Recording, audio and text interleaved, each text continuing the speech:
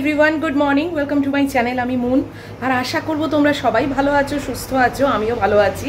আজকে হচ্ছে 8 আগস্ট আর এখন বাজে 7:20 মতো। ওই দেখো, আজকে বাপি আসেনি, বাপির আজকে দেরি হয়ে গেছে, তো ওর ভাই এসে নিয়ে গেছে ওকে। ম্যাগি তাকেও ভীষণই চেনে আর ও খুবই ভালো ছেলে, তো ওকে নিয়ে গেছে। এই মাত্র একটু আগেই নিয়ে গেল। তারপরে আমি জাস্ট একটু ঘরটা ঝাঁট দিয়ে দিলাম। ওর থাকলে তো ঝাঁট দেওয়া যায় না, ও তো তাই জন্য একটু ভালো করে খাটের তলাটলাগুলো ঝাঁট দিয়ে নিলাম। আর সেটা শেয়ার করিনি তোমাদের সঙ্গে। পাখাটা এখনো চালাইনি। রোজ যখন আমি এডিট করি ইন্ট্রোটার সময় কিরকম একটা ঘরঘর ঘরঘর করে আওয়াজ হয়, বুঝতে পারি, শুনতে খারাপ লাগে, কিন্তু এত গরম না, পাখা না চালিয়ে আজকাল আর থাকাও যায় না। তো আজকে এখনো অবধি পাখাটা না চালিয়েই ভাবলাম যে না, আজকের ইন্ট্রোটা একটু অন্যরকম করি, মানে পাখা না চালিয়ে ইন্ট্রোটা করি। আর অন্যরকম কি করব বলো, সেমই ব্যাকগ্রাউন্ড, সেমই ঘর, সেমই আমি, সব কিছুই সেম। আর আজকে ওয়েদার সকাল থেকে তো দেখলে মোটামুটি ছিল, এখন আবার না ক্রমশ অন্ধকার অন্ধকার হয়ে আসছে, মানে বৃষ্টি বৃষ্টি আর কি। কে জানে বৃষ্টি হবে কি না। আমি তো ভাবছি ম্যাগিটা বাবা বাড়িতে ফিরে আসুক, তারপরে যা হওয়ার হোক, কেননা ও ভিজে গেলে না আমার বড্ড ঝামেলা হয়। সকাল থেকে এমনি মানে ম্যাগির সঙ্গে রীতিমতো একটা যুদ্ধ করে ওকে ডিওয়ার্মিংয়ের ওষুধ খাওয়ালাম, জানো, 2.5 ট্যাবলেটস, মানে 2টো ট্যাবলেট আর একটার হাফ। বাপরে বাপ, সেই এরম এরম বড় বড় ট্যাবলেট, সেটাকে খাওয়ানো যে কি মানে কষ্টকর ব্যাপার। মহিলাকে সোফায় তুলছি, জলের ভেতরে ওটাকে দিয়ে আর গলায় দিচ্ছি, থু করে ফেলে দিচ্ছে, জানো, মানে দুবার ছিটকে ছিটকে মাটিতে পড়ে গেছে ওষুধটা। আবার সেটাকে তুলে পরিষ্কার করে আবার জল দিয়ে দিয়েছি। অ্যাট লাস্ট সাকসেসফুল হয়েছি। হব না তা তো না, হব তো বটেই, কিন্তু ওই আর কি, একটু মেহনত তো করতেই হয়। আর মহিলা মোটে ওষুধ খেতে চায় না, জানো তো, মানে ওর ওষুধে কি আছে কিছুতেই খেতে চায় না। তো যাই হোক, আর ট্যাবলেট তো একদম জল দিয়ে গলায় দিয়ে দিলে ও কত করে গিলে ফেলে। উফ, যাই হোক, একটা পর্ব গেল সকালবেলা। আবার 15 ডেজ পরে খাবে। এটা মানে এভরি 3 মান্থস অন্তর অন্তর ডিওয়ার্মিংয়ের ওষুধটা খাওয়াতে হয়।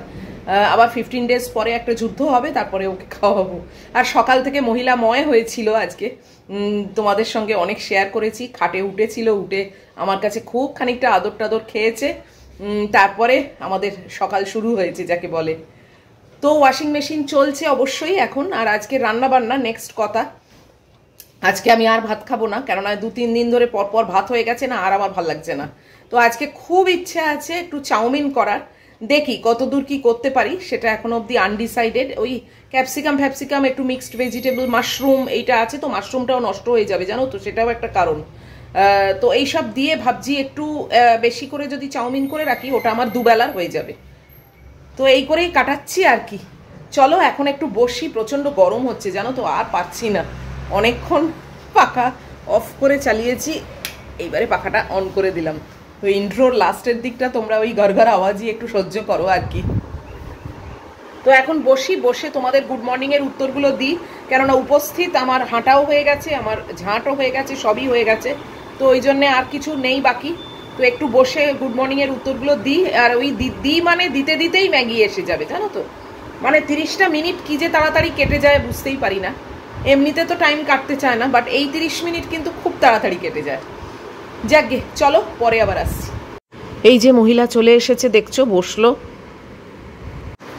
ম্যাগি এসে গেছে এইমাত্র।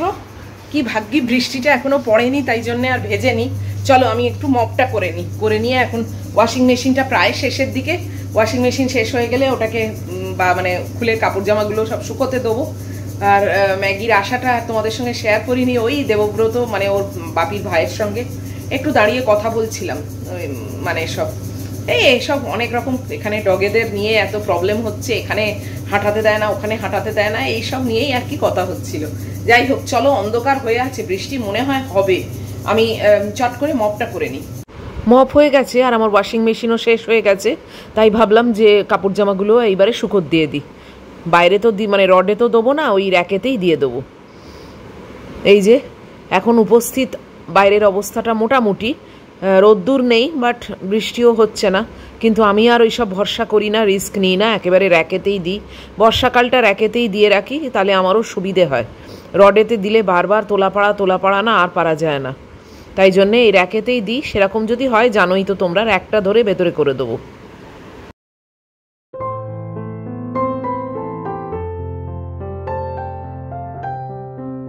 সাহস করে বাইরে দিয়েছি জানো কাপড় জামার র্যাকটা। এখনো অবধি তো কিছু হয়নি, দেখা যাক যতটুকু শুকিয়ে যায়। হাওয়া অবশ্য সেরকম কিছু নেই শুকোনোর মতো। এখন 8টা বাজতে 10 জানো, অ্যাটলিস্ট 8টা 5 অবধি একটু বসে তারপরে রান্নাঘরে যাব। আর বলেইছি তো তোমাদের আজকে চাউমিন করার ইচ্ছে আছে, তো দেখা যাক। আর এই যে আমার ছোট মেয়ে কোথায় গেল, কোথায় চলে গেল, ওই দেখো কোথায় যে যাচ্ছে বুঝতেও পারি না। এই দেখো ও এখন ওয়েট করছে মামাম কোথায় বসবে, সে মানে সেটা বুঝে ও পায়ের কাছে বসবে। তো চলো যাকে আমি এখন একটু 10-15 মিনিট বসি। আর তোমাদের হোয়াটসঅ্যাপের উত্তরগুলোও দেওয়া হয়নি জানো তো, তখন বললাম হোয়াটসঅ্যাপের উত্তর দেবো, বাট ইটিং শো এর যে ভিডিওটা কালকে শ্যুট করেছিলাম সেটা এডিট করা হয়নি, সেটা একদম মনে ছিল না। তো সেইটাকে এডিট করে মানে এক্সপোর্টে দিয়েছি, দিয়ে তারপরে আমি মানে জাস্ট একটু বসতে যাব, তখনই ম্যাগি এসে গেছে। তাই জন্য সেটা মানে হোয়াটসঅ্যাপের উত্তরগুলো দেওয়া হয়নি, ওটা এখন দিয়ে দিই। আজকে আবার দেরি হয়ে গেছে জানো, হোয়াটসঅ্যাপে এমনি একটু এই মুন আনলিমিটেড পরিবারেরই এক একজনের সঙ্গে চ্যাটিং করতে করতে এত দেরি হয়ে গেল যে কি বলবো। এখন প্রায় বেজে গেছে 8:45। বলো কোথায় আমি তাড়াতাড়ি আজকাল রান্নাবান্না সব সেরে নেওয়ার প্ল্যানে আছি, এবং সেই মতো দুদিন করলামও, আজকে আবার ফেঁসে গেছি। যাকগে আর কি করা যাবে। ম্যাগিও ঘরে চলে এসেছে, এবার আমিও যাচ্ছি রান্নাঘরে। আমার পায়রা সন্তান হাপিত্তা করে বসে আছে, ভাবছে মামাম কি হলো আজকে, কি আর রান্নাঘরে এন্ট্রি নেবে না নাকি, আজকে আমরা অভুক্তই হয়তো থেকে যাব। যাকগে চলো এবারে সিরিয়াসলি কাজে লেগে পড়ি। যেমনি দেরি হয়ে গেছে তেমনি চটপট কাজ সারার চেষ্টা করছি। নুডলসটা সেদ্ধ হয়ে গেছে, এটাকে ঠান্ডা জলে একটুখানি ঠান্ডা করে নিচ্ছি। এবার একটু তেল মাখিয়ে রাখবো যাতে ঝরঝরে থাকে। যদিও আজকে একটু দেরি করে ফেলেছি, বাট ম্যানেজ দিয়ে দিয়েছি মোটামুটি। এখন বাজে 9টা, আর আমি ম্যাগির এই যে মাছ মাংস বসিয়ে দিয়েছি, ম্যাগির ভাতও হচ্ছে, আর আমার চাউমিন তো সেদ্ধ হয়ে গেছে তোমরা দেখলেই। আর এই দেখো সবজিপাতিও কেটে নিয়েছি, ক্যাপসিকাম আছে, আর ওই মিক্সড ভেজিটেবলের যে প্যাকেটটা ছিল সেটার থেকে আজকে ইউজ করেছি, পেঁয়াজ আছে আর মাশরুম আছে। তো এই আমার যথেষ্ট, আর ডিম তো থাকবেই। তো চলো তাড়াতাড়ি চাউমিনটা করে নিই। চাউমিনটা করলেই আমার মোটামুটি রান্না শেষ। আর ব্রেকফাস্টে আমার আজকে তথানুগতিক ওটস, তো সেটাও কিছু সেরকম করবার নেই। তো এই একটাই রান্না, একটাই পদ করে নেব।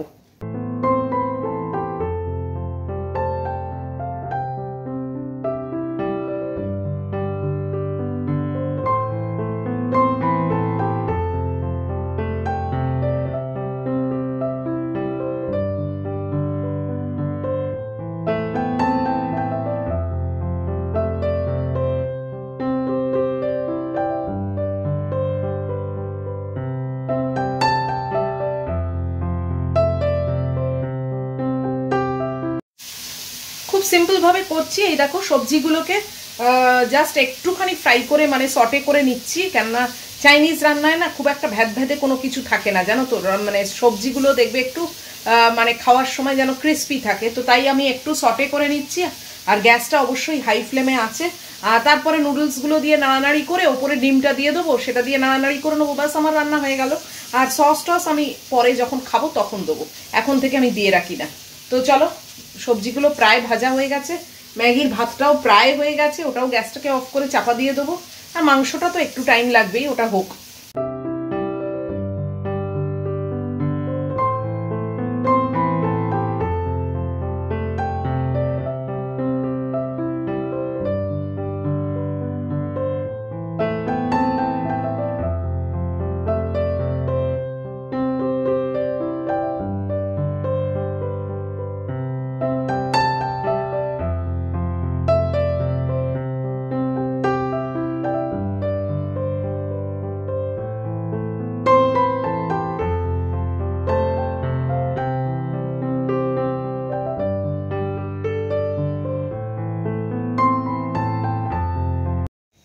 খুব যে দেরি করে ফেলেছি তা কিন্তু না, এখন বাজে 9:30, তার মধ্যে ম্যানেজ দিয়ে দিয়েছি। হ্যাঁ তোমরা বলবে কালকে বা পরশু 9:45-র মধ্যে ম্যানেজ দিয়েছিলাম, তো আজকে একটু দেরি তো হয়েই গেছে বাবা, প্রথমেই তো বলে দিয়েছি তাই না। গরমে পুরো পচতে গেছি জানো, কি ঘামছি, উফ বাপরে বাপ। চাউমিনটা করলাম বলেই এত তাড়াতাড়ি শেষ হলো, এখন আবার ভাত ফাতের ব্যাপার করতে গেলে টাইম লাগতো, ওই জন্য আর ওইদিকে যাইনি। এমনি ইচ্ছেও করে না ভাত খেতে, আর ওইদিকে যাইও নি। আর এই যে আমার মেয়ে, ওই দেখো, দেখেছো ঘরের পাখা টাখা সব বন্ধ করে দিয়েছি, কেননা উনি এখানে এসে শুয়ে আছেন, অনেকক্ষণ এখানে শুয়ে আছে। যাকে চলো, আমার ব্রেকফাস্ট তো দেখেইছো, ওটস, কলাও নেই, কেননা কলা আনাই না, ওই এক মানে 4টে আনালেও না একটা ঠিক পচে যায়, ওই জন্য আর কলা ফলা আনাই না। এই আমার ওটস আর একটু কিশমিশ দিয়ে নিয়েছি, কেননা চিনিটা আমি অত ইউজ করি না, তো কিশমিশ দিয়ে নিয়েছি। এই নিয়ে আমার আজকের ব্রেকফাস্ট হয়ে যাবে, তারপরে তো চান করতে যাবোই অবশ্যই। চলো বসি একটু।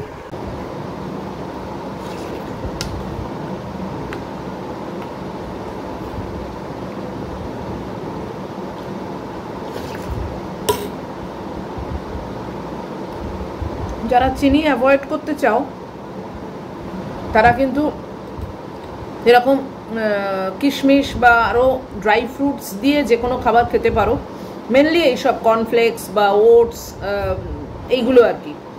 তাহলে দেখবে চিনির দরকার পড়ে না, কিন্তু আবার একটু মিষ্টি মিষ্টিও হয়।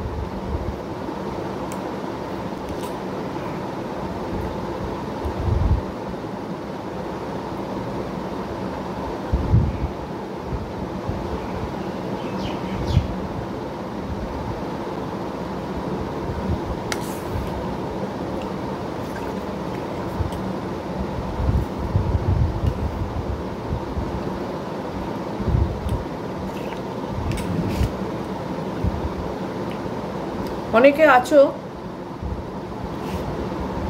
অনেকে বলবো না, দু একজন, যে আমি তাদেরকে কোনো ফ্যাব্রিকের কাজ করে দিই, তারপরে না জানায় না যে হাতে পাওয়ার পর পছন্দ হলো কি হলো না। দেখো এইটুকুই তো আমার পাওনা, তাই না? টাকাটা বড় কথা নয়, টাকা, হ্যাঁ তোমরা বলবে টাকাটা তো পাচ্ছ, হ্যাঁ টাকা নিশ্চয়ই পাচ্ছি, এটা তো আমার একটা ছোটোখাটো বিজনেস টাইপের, কিন্তু তার থেকেও জানো তো সব সময় টাকাটা দিয়ে সব কিছু ইভ্যালুয়েট করা যায় না। তো মানে কেউ যদি বলে যে হ্যাঁ আমার ভীষণ ভালো লেগেছে, সেটা কিন্তু বিশাল বড় পাওনা, যেটা কিন্তু টাকাটাকে উপচে, মানে কি বলবো, মানে উপচে দেয় আর কি। মানে টাকাটা তখন এনাফ লাগে না, মনে হয় ওইটাই হচ্ছে অনেক বেশি বড় পাওনা, যে কেউ যদি মানে বলে যে হ্যাঁ ভীষণ ভালো হয়েছে, বা কেউ যদি কিছু ধরিয়ে দেয় খুঁত, যে এটা এরকম না করলেও পারতে, নিশ্চয়ই। তো এইভাবে ভালো লাগে আর কি। যেরকম আমি আজকেই আর কি এই কথাটা বলতাম না, আজকেই আমি এক্ষুনি মেসেজ দিলাম, সুদক্ষিণা বলে একজন, সে আমাকে বোধহয় একটা ব্যাগও করিয়েছে, আর কুর্তি অর্ডার দিয়েছে। কুর্তিটা একটা টাইম লিমিটের মধ্যেও আমাকে দিতে বলেছিল, সেটা দিয়েও দিয়েছি, কিন্তু তারপরে আর চুপচাপ, মানে ইভেন কিছুই জানায়নি যে সে তার পছন্দ হয়েছে কি হয়নি। তাই আজকে তাকে লিখলাম যে অ্যাটলিস্ট হাতে নিয়ে তো এটুকু জানাও যে পছন্দ হয়েছে কি হয়নি।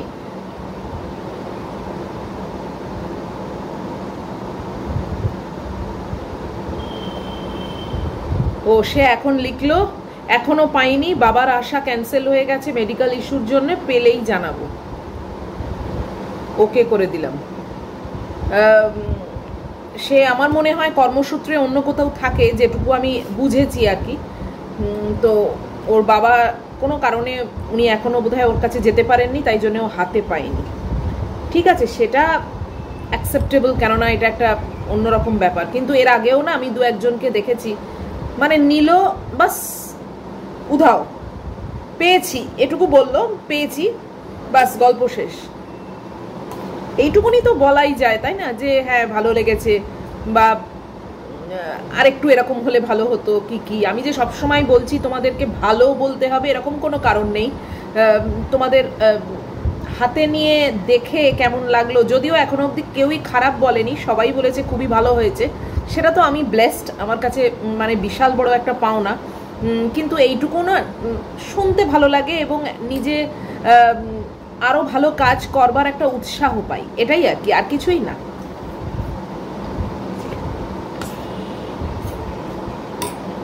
তা না হলে কি আর বলো না, আমি ডেলিভারি করে দিলাম, টাকা পেয়ে গেছি, বাস গল্প শেষ। আর আমার চিন্তা করার দরকার নেই সেই মানুষটার পছন্দ হলো হলো না, ভালো লাগলো লাগলো না, পৌঁছলো কি পৌঁছলো না, আমার কিছু এসে যায় না। কিন্তু তা নয়, আমার ক্ষেত্রে অন্তত সেটা নয়, জানি না অন্য কারোর ক্ষেত্রে কি।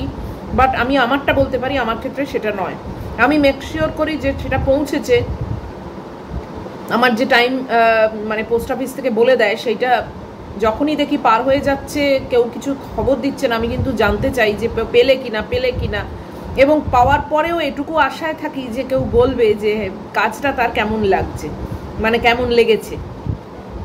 বেশিরভাগ জনই বলে দেয় অবশ্য, কিন্তু ওই আর কি দু একজন হয়তো তাদের অনেক বেশি ব্যস্ততা, যে কারণে মানে একটা লাইনও লেখার সময় পায় না, হতে পারে। কিন্তু আমার জন্য সেটা কিন্তু বিশাল বড় পাওনা। আমি কিন্তু অপেক্ষা করে বসে থাকি, কেননা দেখো আমি আবারও বলছি, আমি কোনো প্রফেশনাল আর্টিস্ট নই, প্রফেশনাল এইসব কাজ করা শিখিনি। জাস্ট নিজের মন থেকে, নিজের প্যাশন, এটা ছোটোর থেকে খুব শখ ছিল, সেই শখটাকে এখন বাস্তবায়িত করেছি, বাস এটাই। আর তোমরা অনেক ভালোবাসা দিচ্ছ, অনেকে অর্ডার দিয়েছো, সেটা মানে আমার লাক, আমার মানে কি বলবো, I am very much blessed মনে করি যে তোমরা আমাকে এতটা সাপোর্ট দিয়েছো। নাহলে শখটা শখই থেকে যেত, কোনোদিন আর বাস্তবে রূপ দিতে পারতাম না। তোমাদের জন্যেই আজকে এটাকে আমি একটা প্রফেশনে মানে কনভার্ট করতে পেরেছি।